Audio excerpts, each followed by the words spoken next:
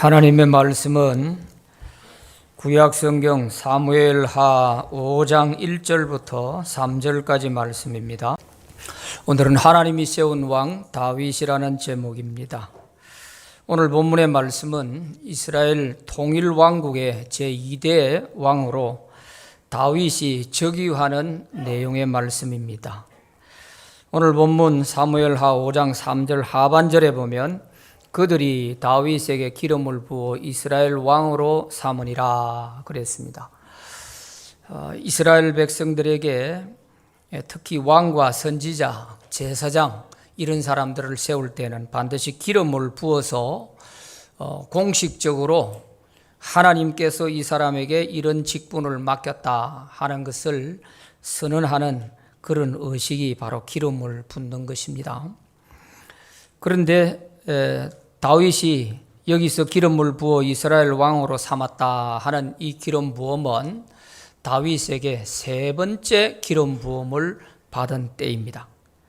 대체로 하나님께 쓰임 받은 사람들을 보면 한 번 기름 부음 받는 것이 대부분인데 다윗은 세 번이나 기름 부음을 받았습니다. 첫째는 소년 때 사무엘 선지자로부터 이스라엘 왕으로 기름 부음을 받았습니다.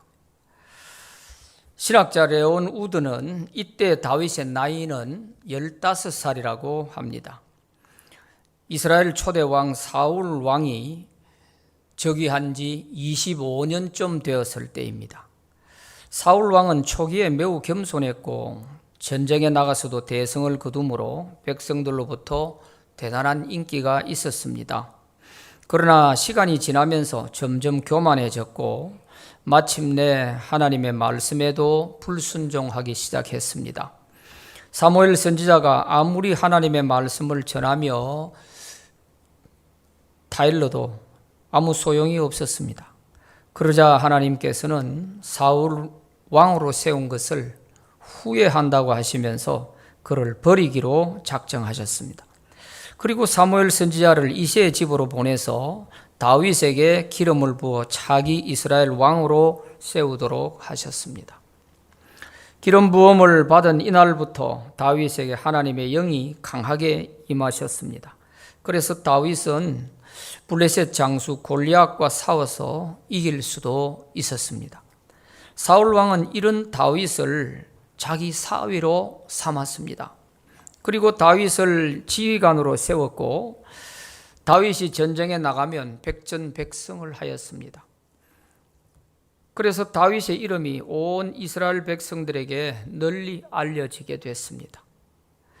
사울 왕보다 다윗의 명성이 점점 더 높아지게 되자 사울 왕이 다윗을 시기하기 시작했고 결국에는 다윗을 죽이려고 하였습니다.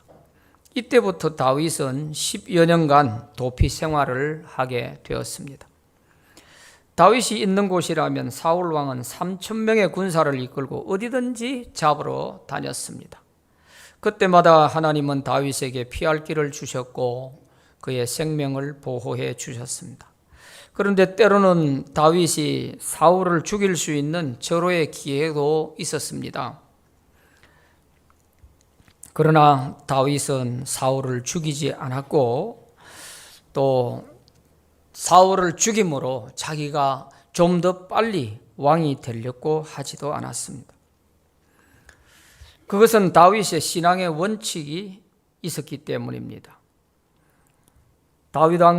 사울 왕은 자기의 장인이 될 뿐만 아니라 하나님의 택함 받은 기름 부어 세움 받은 왕이었습니다.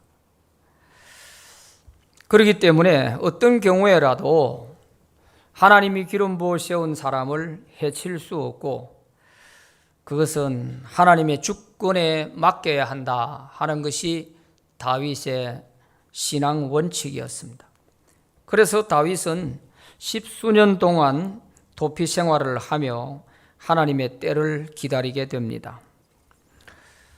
자기를 숨겨주었다는 이유 하나만으로 억울하게 죽은 노업 땅 아히멜렉 제사장을 비롯해서 그 가족들과 또 그 마을의 85명의 제사장들이 다 다윗을 숨겨주었다는 이것 때문에 처형을 당했습니다. 이 가슴 아픈 소식을 들었을 때 다윗의 마음이 어떠했겠어요? 눈물을 삼키면서 하나님께 사울의 심판을 맡기고 그래도 때를 기다렸습니다. 마침내 하나님의 심판의 때가 다가왔습니다.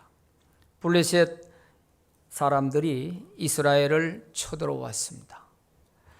길보아산 전투에서 이스라엘이 패하면서 사울 왕과 그의 세 아들이 전사했습니다. 사울 왕의 머리는 블레셋 사람들이 잘라가고 그 시체는 성벽에 못 박아 매달아 두었습니다. 그러자 야베스 주민들이 사울과 그 아들들의 시체를 거두어서 장사해 주었습니다. 사울 왕이 죽었다는 소식이 블레셋 땅 시글락에서 도피 중에 있는 다윗에게 전해졌습니다. 하루는 이스라엘 전쟁터에서 도망쳐온 아말렉 청년 한 사람이 다윗에게 이 소식을 전해 주었습니다.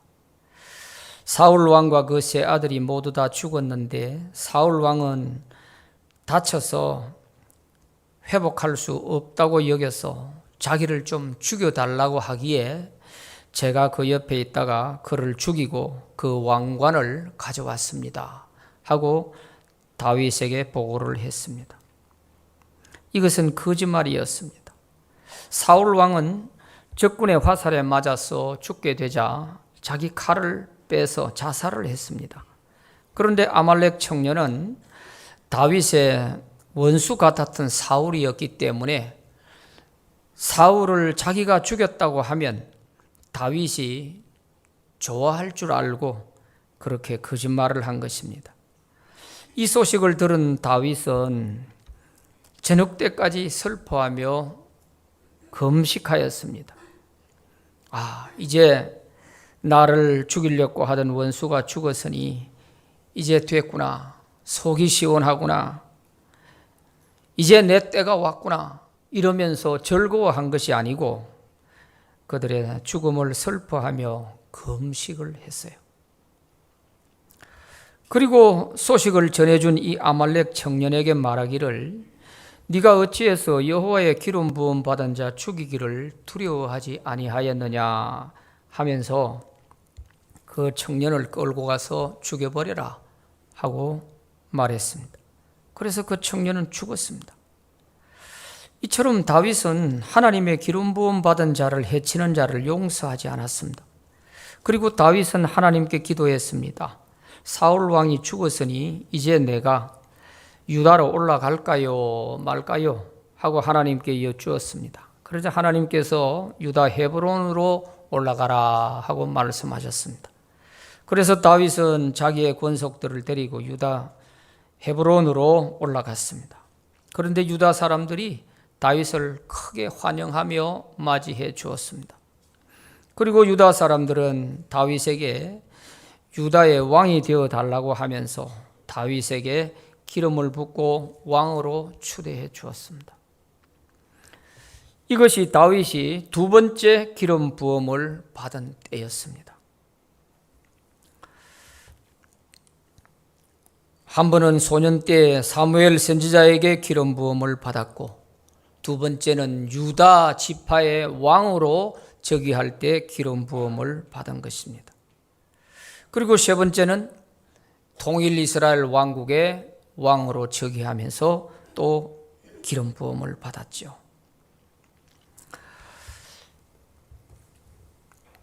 다윗이 유다 지파의 왕으로 즉위해서 왕이 되었을 때 가장 먼저 한 일은 사울 왕과 그 세 아들을 장사해 준 야베스 사람들을 축복하며 격려해 주었습니다. 그러자 그들의 마음이 다윗에게로 돌아왔습니다. 그러자 전쟁에 패한 이스라엘은 사울 왕의 아들 이스보셋을 왕으로 세우고 사울 왕의 총사령관이었던 아브넬이 역시 이스보셋 왕 밑에서 총사령관을 맡고 있었습니다. 자, 이렇게 이스라엘과 유다가 나누어져서 동족 간에 전쟁이 일어났습니다. 유다의 다윗 군대와 이스라엘의 아브넬의 군대가 전쟁을 하게 된 것입니다. 그런데 이스라엘 군대가 패하고 도망을 쳤습니다. 이때 다윗 군대의 사령관 요압 총사령관의 동생인 아사헬 장군이 아브넬을 끝까지 쫓아가서 잡으려고 하다가 그만 아브넬에게 죽고 말았습니다. 그래서 이 전쟁에서는 유다 병사 19명, 이스라엘 군사 360명이 희생이 되고 전쟁이 휴전 상태로 들어갔습니다. 그러므로 유다와 이스라엘 사이에 전쟁 없이 어떻게 해서라도 통일 이스라엘 왕국을 세워야 하는 것이 다윗에게 있어서 큰 숙제였습니다. 그런데 하루는 다윗에게 반가운 소식이 전해왔습니다. 이스라엘의 총사령관 아브넬 장군이 사람을 보내서 자기를 다윗이 신하로 받아주면 이 이스라엘 백성들의 모든 사람들의 마음을 다윗에게로 돌려서 다윗을 왕으로 모시도록 하겠습니다 하는 그런 소식이었습니다. 다윗이 그러지 않아도 고민하고 있었지 않습니까? 어떻게 해서든지 이 나라가 동족 상잔의 전쟁이 없이 통일을 할 수 있어야 될 텐데 하고 고민하고 있던 차에 이 소식이 왔으니까 야, 이제 때가 왔구나. 정말 전쟁 없이 통일할 수 있는 좋은 기회가 왔구나. 이렇게 생각하고 허락을 했습니다. 그래서 아브넬 사령관은 백성들에게 여러분들이 원하는 그 다윗을 우리가 왕으로 섬기도록 합시다 하면서 백성들을 설득했습니다. 백성들도 이미 다윗은 다 알고 있는 사람이니까 그 반응이 없었죠. 그리고 아브넬 장군은 20명의 부하를 데리고 다윗을 만나러 헤브론으로 갔습니다. 다윗은 그를 위해 잔치를 배설하고 크게 환대하며 맞이해 주었습니다. 아브넬은 다윗을 적극적으로 돕고 다윗 왕에게 충성하겠다고 했고 다윗은 아브넬을 받아주기로 하였습니다. 잘 되어가는 것 같았습니다. 전쟁하지 않고 통일할 수 있는 좋은 기회가 왔기에 다윗은 아주 기뻐했습니다. 다윗을 만나고 아브넬이 돌아가고 있을 때에 요압이 전쟁터에서 돌아왔습니다. 이야기를 들어보니 아브넬이 왔다가 다윗을 만나고 돌아갔다는 것입니다. 다윗에게 따지는 겁니다. 왜 그 사람을 그냥 돌려보냅니까? 그 사람이 그냥 왔겠습니까? 이러면서 요압 장군이 화를 내면서 다윗 몰래 사람을 보내가지고 마치 돌아가고 있는 아브넬 총사령관을 다윗이 부르는 것처럼 속여서 다시 오라고 해가지고 불러서 요압이 아브넬을 그만 죽여버립니다. 그러자 다윗은 이 얘기를 듣고 크게 낙심하게 됐습니다. 전쟁 없이 통일 왕국을 세울 수 있는 좋은 기회가 왔는데 그만 이 일을 요압이 다 망쳐놓은 것입니다. 요압이 아브넬을 다윗 몰래 이렇게 죽인 것은 자기 동생 아사헬을 아브넬이 죽였기 때문이죠. 요압은 사적인 감정으로 그만 나라의 큰 일을 망쳐버린 것입니다. 이때부터 다윗은 요압을 멀리하기 시작합니다.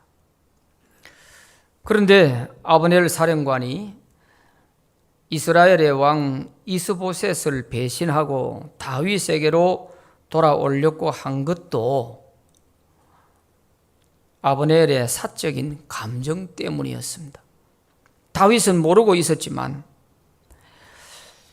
아브넬이 분명히 자기가 모시고 있는 이스보셋 이스라엘 왕이 있는데도 그 왕을 배신하고 자기가 다윗에게로 가겠다는 것 아니겠습니까? 그것도 백성들을 다 끌고 가겠다는 거죠. 자기가 모든 군사들을 이끌 수 있는 그런 통수권을 갖고 있다 보니까 자기 권력이 너무 커져서 그래서 안하무인격으로 하는 것이죠. 이렇게 아브넬이 세력이 점점 커지게 되자 사울 왕의 첩과 동침을 하게 됐습니다. 그러니까 그 아들 된 이스보셋 왕이 보고 있을 수가 없잖아요. 그래서 아브넬에게 책망을 했습니다. 당신이 어찌해서 부왕 사울 왕의 첩과 동침을 할 수 있어요? 하고 책망을 한 것입니다. 그러자 아브넬이 화를 내면서요, 내가 사울 가문을 위해서 얼마나 많은 충성을 했고 당신을 왕으로 세운 것도 내가 한 것 아니요.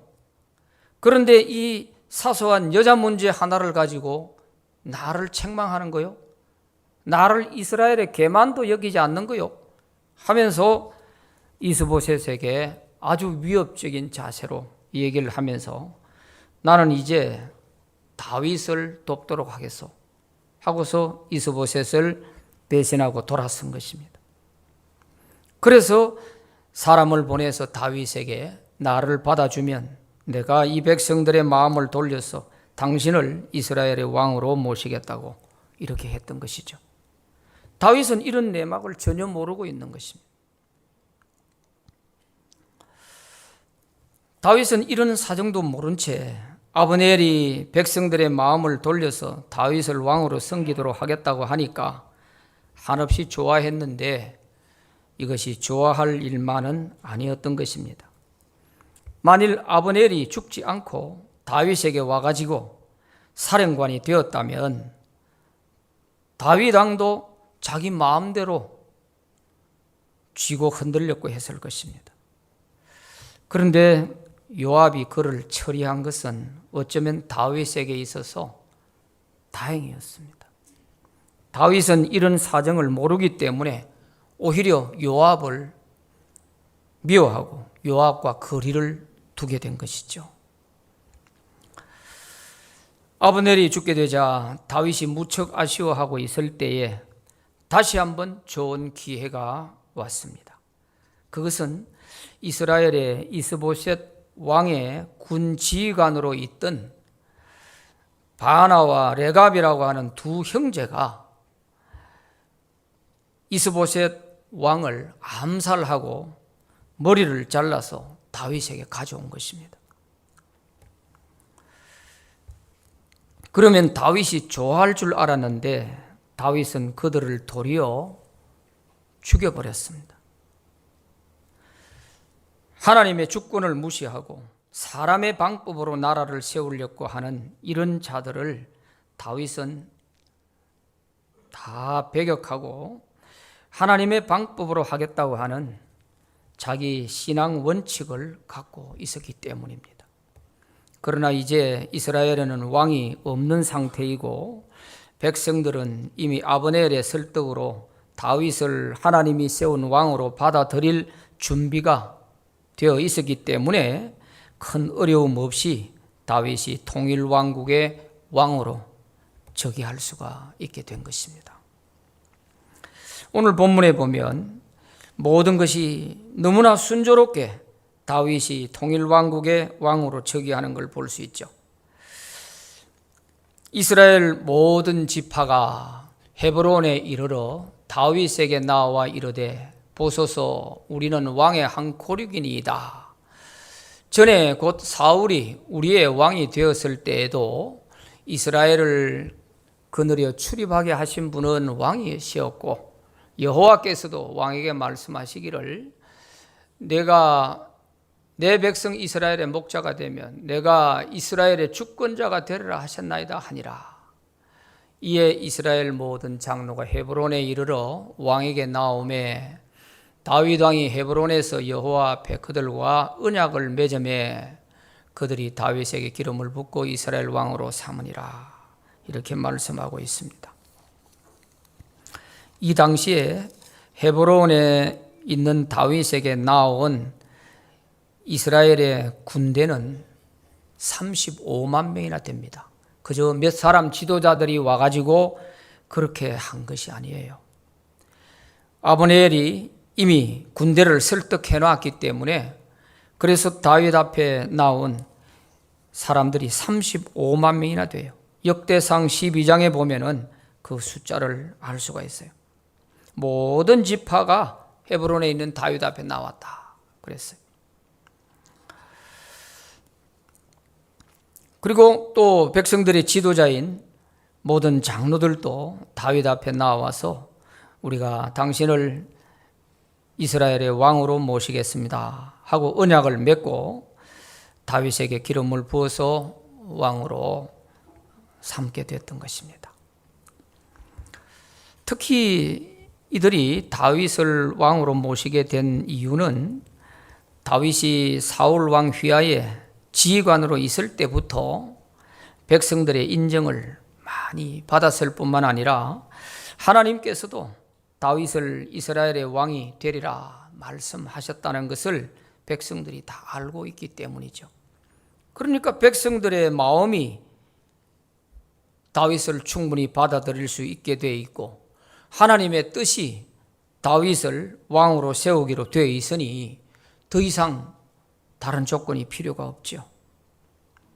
이렇게 해서 다윗이 순조롭게 통일 왕국의 왕이 되는 이 모든 과정을 살펴보면은 그 배후에서 하나님께서 일하시는 그 하나님의 섭리와 큰 사랑을 발견할 수가 있습니다.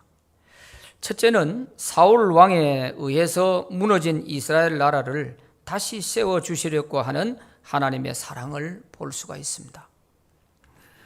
하나님은 사울을 믿고 이스라엘 백성들을 맡겨주셨으나 사울 왕이 하나님의 말씀에 불순종함으로 하나님이 크게 실망하셨습니다.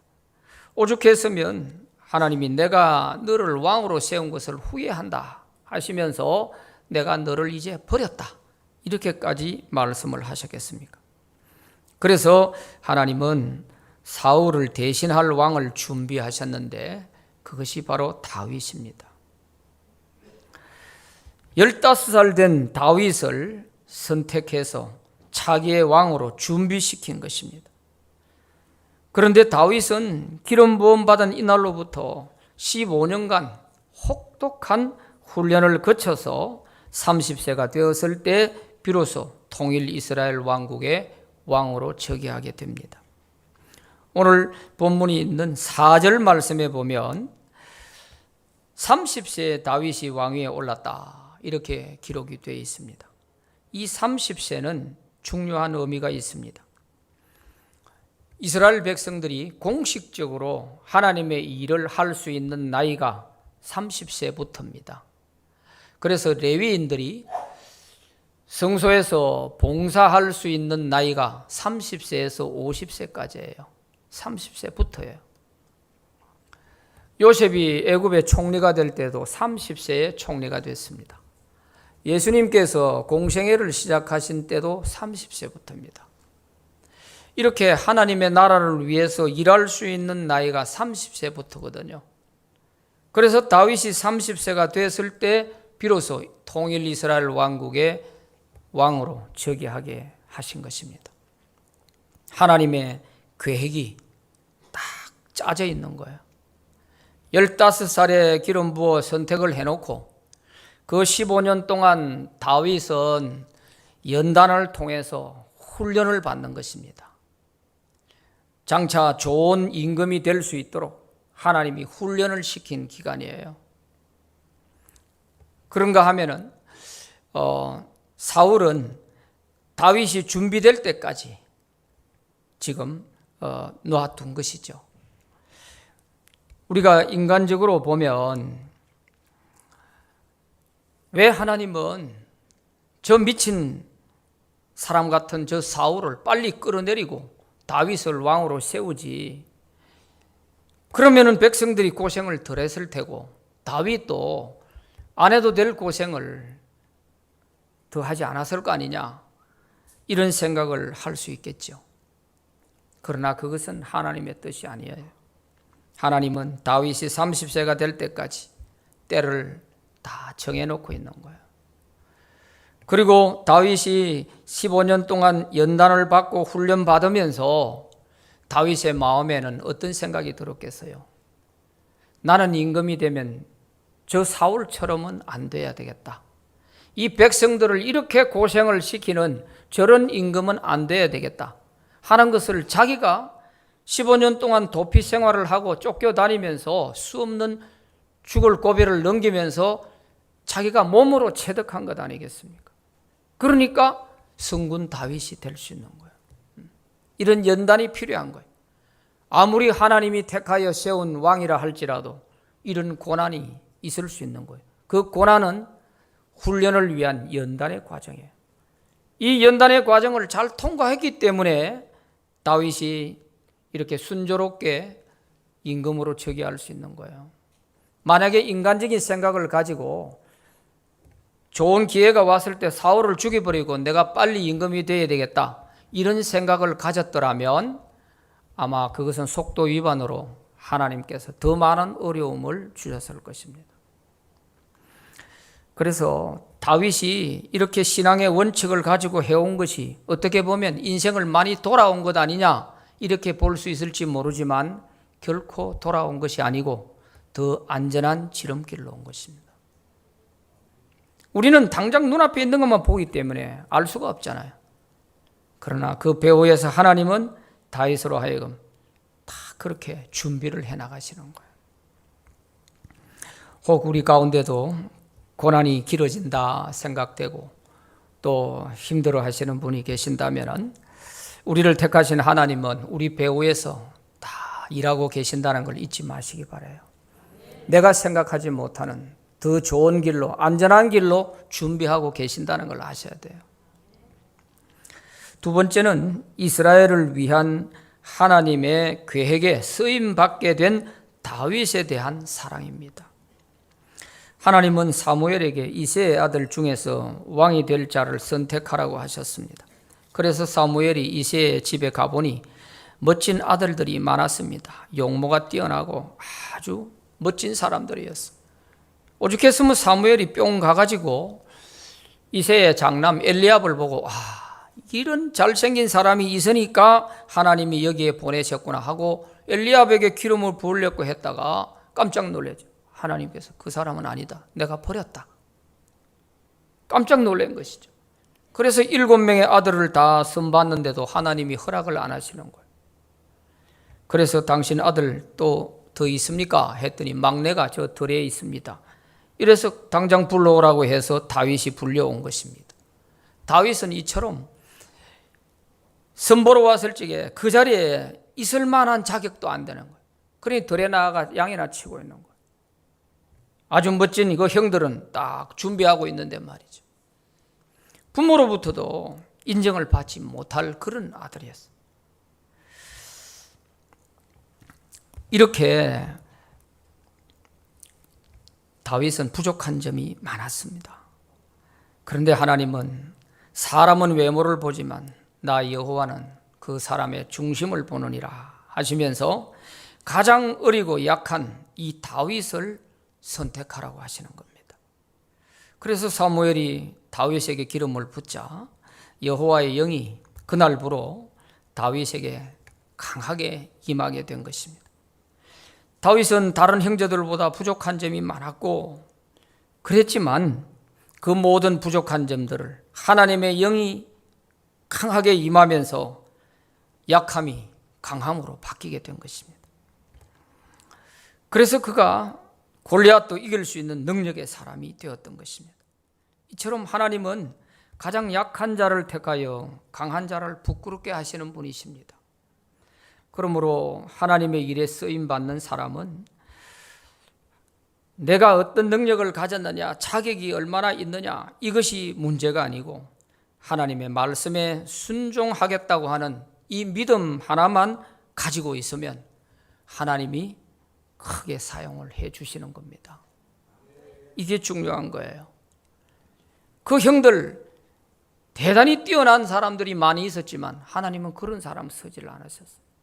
가장 어리고 약한 이 다윗을 선택해서 이렇게 강한 자를 부끄럽게 하시는 거죠. 그래서 우리가 하나님 말씀에 순종하겠다고 하는 이 믿음 하나 있으면 어떤 자리에 부름을 받아 하나님께 쓰임 받아도 하나님이 귀하게 들어 사용해 주시는 것입니다. 그래서 하나님 말씀에 맞지 않는 것은 다윗이 조금도 타협하지 않고 원칙대로 밀고 나가는 것입니다. 그래서 다윗은 사울을 죽이고 왕이 될 그런 기회가 몇 번이나 있어도 하나님의 기름 부음 받은 자 내가 손댈 수 없다 하면서 손대지 않았습니다. 신하들이 설득을 합니다. 이 기회를 놓치면 뼈저리게 후회할 것입니다 하고 말씀만 하세요. 우리가 가서 단칼에 딱 처리하겠습니다 하는데도 안 된다. 그러면 안 된다. 그러고 거절했습니다. 그리고 또 쫓겨다니는 거예요. 그 자리에서 하면은 지름길로 바로 갈 수 있는 것 같잖아요. 그 자리에서 사울만 없애버리면은 자기가 빨리 될 수 있는 지름길로 갈 수 있잖아요. 그런데 다윗은 둘러 가더라도 그것은 하나님 앞에 죄가 되니까 나는 안 된다. 그랬던 것이죠. 하나님께서 기다리는 시간이 있단 말이에요. 하나님이 기다려야 할 시간이 있는데 이거를 무시하고 인간적인 생각으로 자기가 좀 빨리 되겠다고 그렇게 했더라면 아마 하나님은 이 연단 과정에서 불합격 처리를 했을 거예요. 그래서 다윗은 자기에게 사울이 죽었다고 하는 좋은 소식을 전해주는 이 아말렉 청년이나 또 이스보셋 왕의 머리를 잘라온 이런 장수들이나 이들을 반가워하지 않았어요. 이들은 인간적으로 보면 다윗을 위해서 큰 일을 해준 사람들이잖아요. 그러면은 다윗이 이런 사람들은 죽이면 안 되고 받아줘서 한 자리씩 줘야 될 사람이란 말이에요. 그런데 다윗은 그 사람들을 다 죽여버렸어. 그 다음은 생각하지 않는 거예요. 원칙대로 해나가는 거예요. 이것은 다윗의 자기 그 신앙의 원칙에서 보면 이 사람들은 살려놔서 안 될 사람인 거죠. 왜냐하면 하나님 앞에 이 사람들은 죄를 지은 사람들이고 또 인간적으로 봐도 자기가 모시고 있는 임금을 죽여가지고 목을 잘라왔다 하는 이런 사람들은 인간적으로 봐도 이건 도리가 아닌 거죠. 그러니까 다윗이 이들을 다 죽여버린 것입니다. 만약에 이 사람들을 살려서 다윗이 받아주고 한 자리씩을 다 주었더라면 나중에 다윗이 힘이 약해졌을 때 이 사람들이 또 다윗도 배신할 수 있을 거 아니에요. 얼마든지 배신할 수 있는 사람이죠. 다윗은 그런 것을 두려워해서 죽인 것은 아니지만 이 사람들은 옳은 일을 한 게 아니다 이게. 하나님 앞에서 이 사람들은 옳은 일을 한 거 아니다. 이래서 다 처리를 해버린 것이죠. 그러나 지나놓고 보면 이것이 잘한 일인 것입니다. 그리고 다윗의 앞날에 걸림돌이 될 것들은 하나님이 모두 다 이렇게 정리를 해 주셨구나 하는 것을 볼 수가 있는 거예요. 이것이 쓰임받는 다윗에 대한 하나님의 사랑인 거예요. 다윗이 앞을 내다보지 못하는 부분에 대해서 하나님은 그걸 다 내다보시고 앞으로 다윗의 앞길에 이게 문제가 되겠다 싶은 것들은 생각지도 못한 방법을 통해서 다 제거를 하는 거예요. 다윗이 손에 피를 묻혔다면 어려움이 많았었겠죠.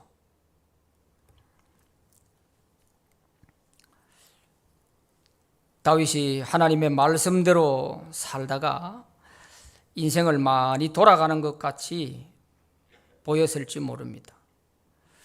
그래도 다윗은 그것을 후회하지 않았어요. 그러나 결과를 놓고 보면 다윗은 결코 인생을 돌아간 것이 아니고 더 안전한 길로 지름길로 왔던 것입니다. 그렇다고 하나님이 실수하신 것이냐? 절대 그렇지 않습니다. 하나님의 계획에는 한치의 오차도 없습니다. 그대로 진행이 되어가는 것입니다.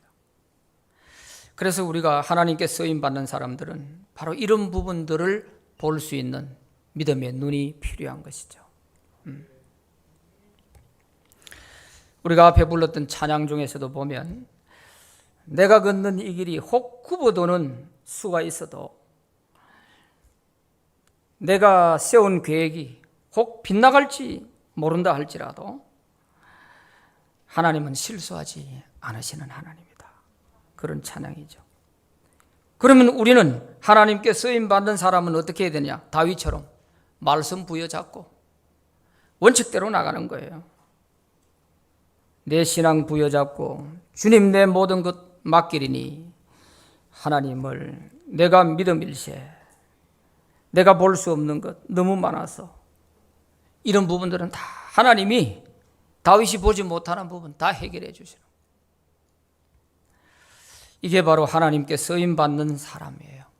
다윗이 그만큼 기다리고 때를 기다리고 또 방법을 하나님 말씀 중심으로 해왔기 때문에 하나님께서 이 마무리에 와서 확 정리를 해서 지름길로 보내주시는 거예요.